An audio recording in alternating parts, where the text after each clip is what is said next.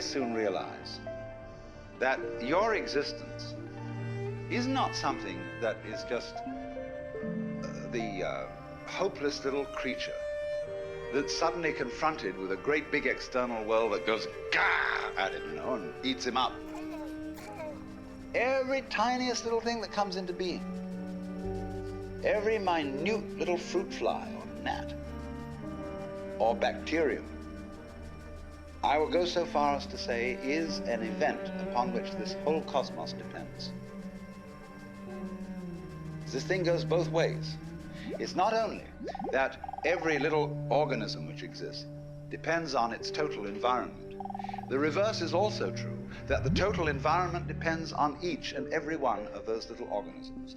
So that you could say this universe consists of an arrangement of pattern in which every event is essential to the whole thing. Now, we screen that idea out of our consciousness in exactly the same way that we screen out the perception of space as an important reality.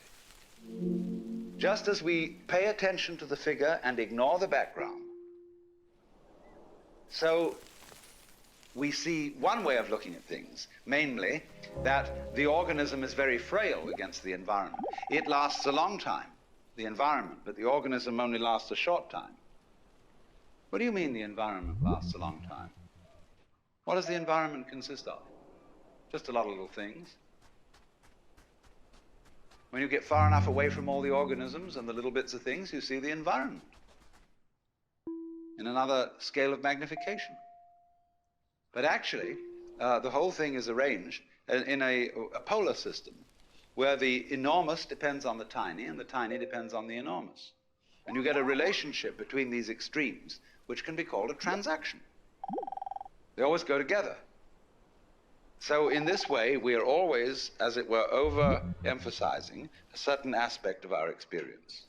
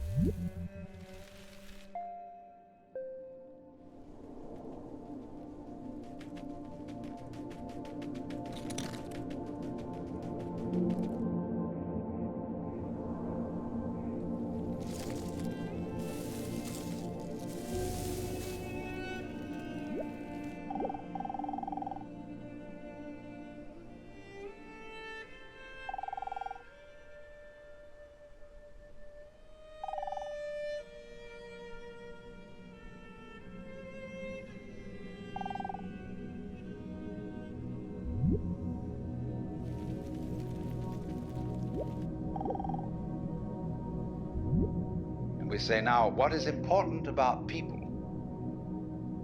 is their unique individuality. And we have been given an immense psychic investment in our own individuality by our upbringing. What are you going to amount? What are you going to contribute to human life? What's your particular destiny going to be? It's a fine idea.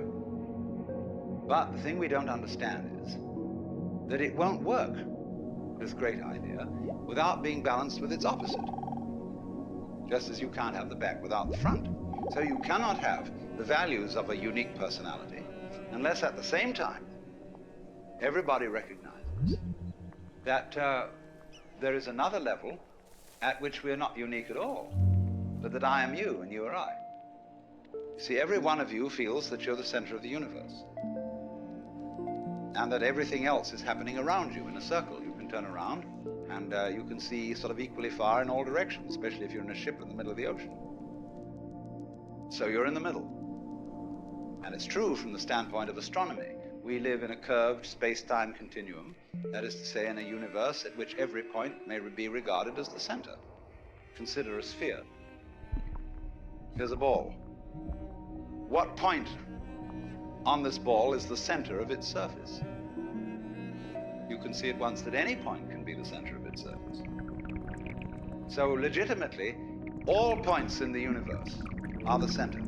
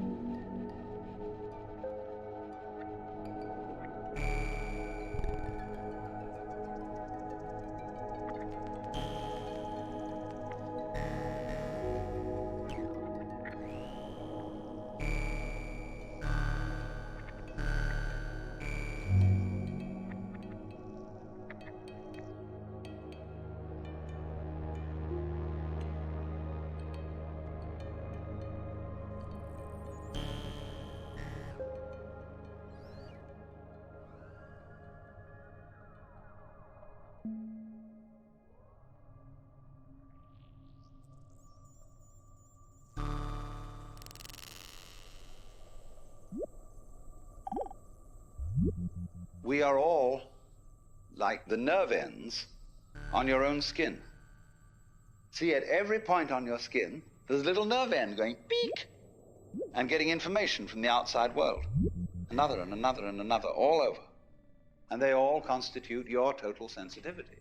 So in the same way, when all these people sitting around here, with their little eyes and little ears and things, they're going beak, and they're all really one common center called I, which is looking at itself from ever so many different points of view. Only we are so close to it, and we are so absorbed in the different ways each one of them is doing, that we neglect the community underneath. But we don't realize, you see, that just as we know how to do this, we know equally well how to turn the sun into light, how to blue the sky, how to blow the wind, how to wave the ocean, how to digest food, and I might add, to be digested and transformed, but the pattern keeps going, and it's always you.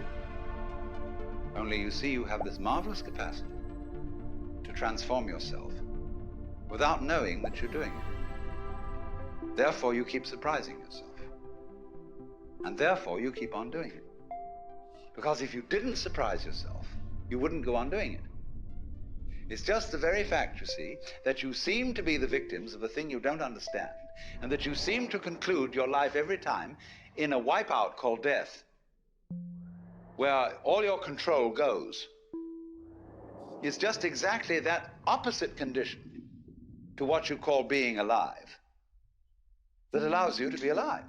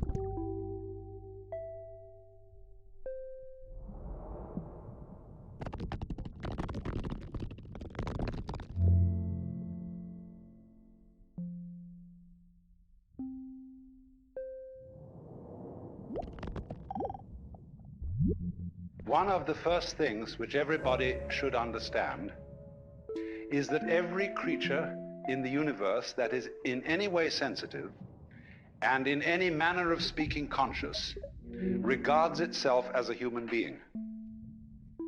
That is to say, it knows and is aware of a hierarchy of beings above it and a hierarchy of beings below it. If you take such a tiny creature as a fruit fly, which lives only a few days, it is aware of all sorts of weird little animals and objects and spores floating in the atmosphere which we don't even notice unless we've got a microscope around.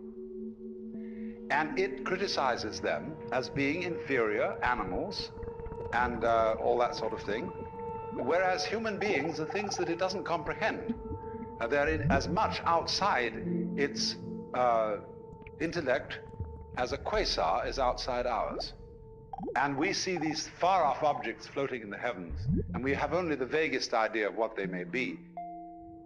But there is, I think, a fundamental principle that everybody must understand, and that is the principle of relativity.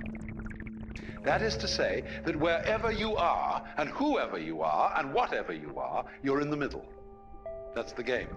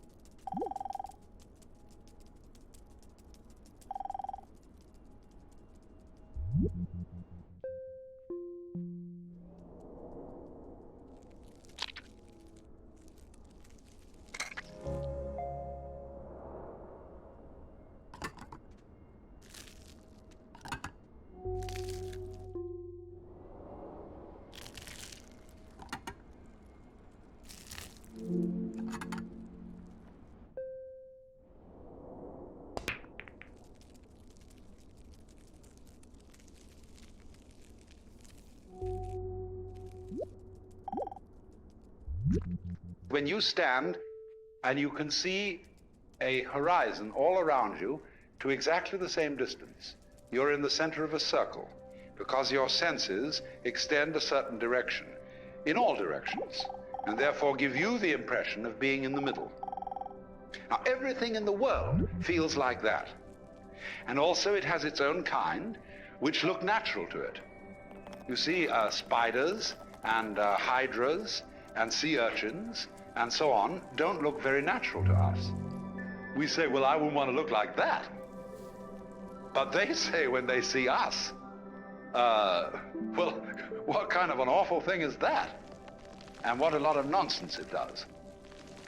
Because the definition of a person is where you look from. And they, you see, in their situation, feel just as cultured as we can possibly feel. And they have their distinctions and their snobberies, just in the same way that we do. Because you see, they dig all sorts of things that we don't even notice. We think a person is cultured because they play the piano or the violin, or they read poetry, or they have a big library and they have paintings all around, and they have a fancy house and so on. And we say, well, there's a person of culture.